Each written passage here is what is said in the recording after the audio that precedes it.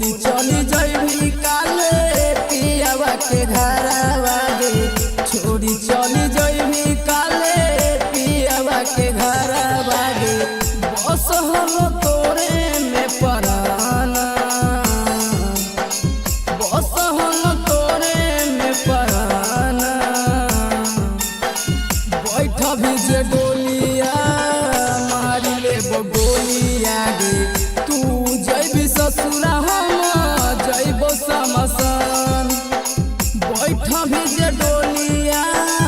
मारी ले गोलिया गे तू जइबी ससुरा हम जइबो समसन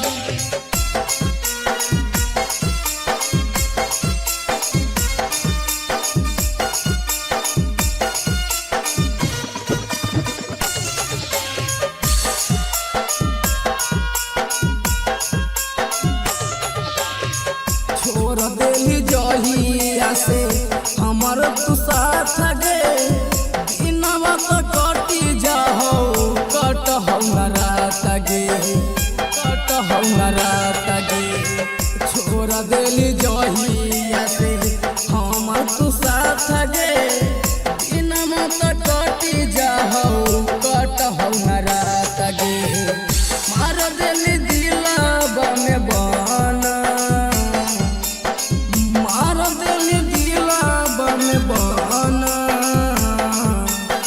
बैठ भी जे डोलिया मारी ले गोलिया गे तू जइबी ससुर हम जइबो समसन बैठ भी जे डोलिया मारी ले गोलिया गे तू जइबी ससुर हम जइबो समसन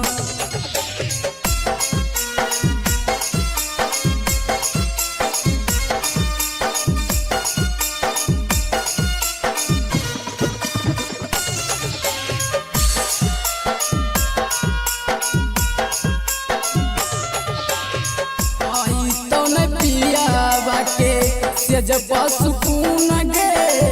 रूपेश के लोर बहो आखिया से खून गे आखिया से खून गे आई तो न पिया बाके से जब सुकून गे रूपेश के लोर बहो आखिया से खून गे लेके चल जइबी हमारा जहाना लेके चल जइबी हमारा जाना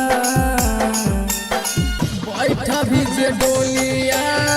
मारी ले गोलिया गे तू जइबी ससुर हम जइबो समसन बैठ भी जे डोलिया